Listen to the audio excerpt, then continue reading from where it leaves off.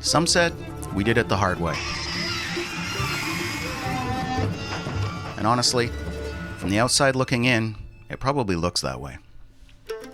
The easy way would have been to frame the inside and outside walls with proper stud spacing and mount the risers directly using cripples.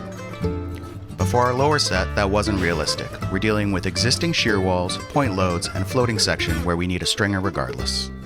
While I could have engineered a workaround, even thinking through the solutions costs more time than it's worth. Once you're comfortable with the process, laminated stringers are relatively fast, predictable, and light on material. I modeled these stairs in Fusion, but that step isn't strictly necessary, even though there are good reasons to do it. For layout, all we really need is a clean 2D plan view, inside radius, outside radius, and clear start and end points. That's the critical information. In plan view, a curved stair works like a pinwheel. Each line represents the face of a riser. Because this is rough framing, we don't build to those lines. Instead, we offset by the riser and sub-riser thickness. My 23-year-old son came along to help on this one. He's worked with me before, but he's mostly worked in hospitality. Like a lot of guys his age, he's still figuring out what direction makes sense for him. While he was in production mode cutting plates, I focused on layout. To measure and mark the circumference runs, I use a template cut to the correct radius and a flexible tape to mark multiple tread runs, which I transfer to the outer plates. Framing is all set back an inch and a half. That allows us for 1 inch of our sub-riser and 1/2 inch for our riser. This line here goes directly to the center of your pinwheel, okay? And then everything gets set back here. All of our framing gets set back 1.5 inches, 1.5 inches. So when we put our sub-riser and our finished riser, we're exactly at that pin width. With the tread template, I mark the setbacks in pencil and hit them with a light clear coat so the lines don't fade during construction. People tend to think the laminated stringers are the hard part. In reality, most of the time went into laying out, building, and tying in the curved walls into the existing structure. Any framing crew could have built the curved walls. What matters here is being intentional with the layout. Because we did that work up front, we could mark the rise on each stud along the run and simply connect the dots to establish the stringer pitch. Another common approach is to prefab the stair in a local shop and deliver it to the site. This means the stair company builds the form in the shop while the framing crew independently builds the curved walls, an obvious inefficiency. When you combine that duplication with the overhead of running a custom stair shop, there's a clear value proposition in a site-built solution, controlling the geometry from the start. Having installed prefab stairs in the past, I can tell you they don't always fit the space the way they do on paper. As winter rolled in, the house still wasn't at lockup. We ran some radiant heat and a couple of space heaters to keep the temperatures in range for Titebond 3. Far from climate controlled, but at least we were dry, unlike most framing jobs in the Pacific Northwest or Western Canada this time of year. Even with longer open times than most PVA glues, this still requires solid preparation and fast, deliberate work to stay ahead of the glue. The patience is in the layout. This is where you move with purpose. Having my son on site was a huge help. With little experience, some confidence, and yes, a lot of clamps, this process isn't nearly as difficult as people make it out to be. Now comes the moment of truth.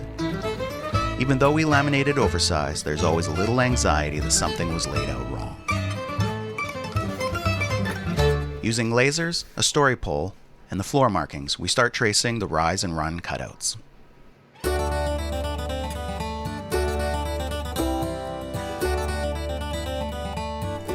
Interestingly, some people see lasers as cheating, like traditional tools are somehow more admirable.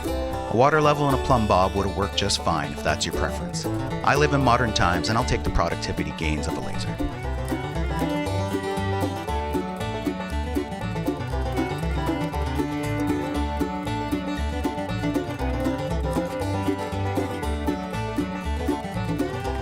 While I was working in the stairwell, my son handled the repetitive work, cutting stair parts with custom jigs, getting more comfortable with the tools each day.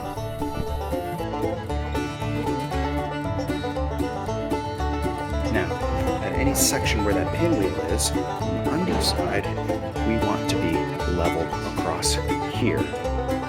Okay? And what we do there is we get a line from our pinwheel center, right? And then we put a level line across here, and where they intersect is where we're going to cut both of our stringers. Okay? For both sides, we allowed extra, so we have a little extra to trim down here. I didn't leave that much down here, but when we cut these out, we had extra up there, extra up here, and then extra down here. For the bottom cuts, the star of the show is this little 125mm Japanese import circ saw.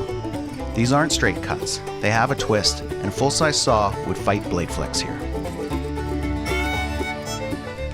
A router setup for the task would be more common, but this saw handled the cut cleanly with a fraction of the setup time.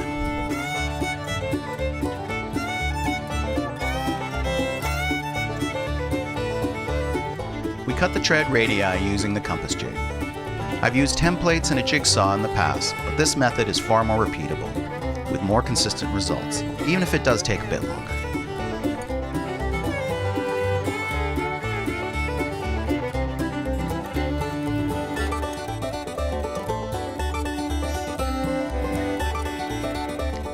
For the rise and run cuts, I used a couple of custom track saw jigs, again with the mini saw. One advantage it has over North American saws is its ability to bevel backward, which came in handy for the outside stringer. I cut the rise at that angle first, reset the saw square, and then cut the run.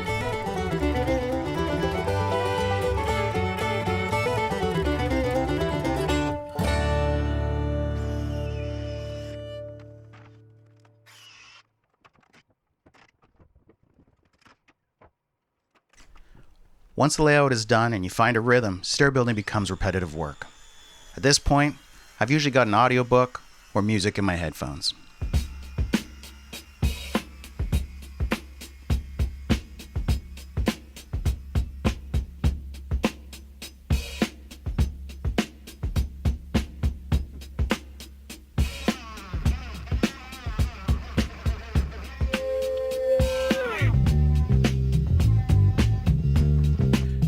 From here on, the process looks a lot like any straight stair.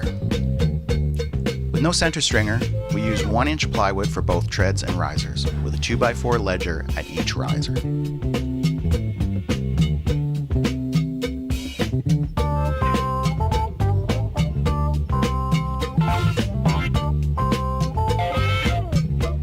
The span works front to back instead of side to side.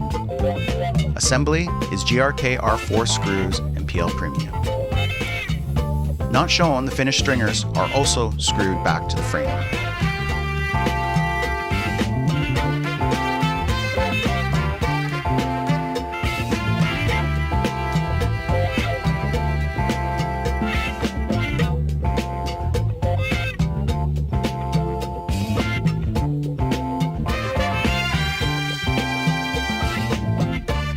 I let my son finish the treads and risers while I moved upstairs to start the layout for the upper set.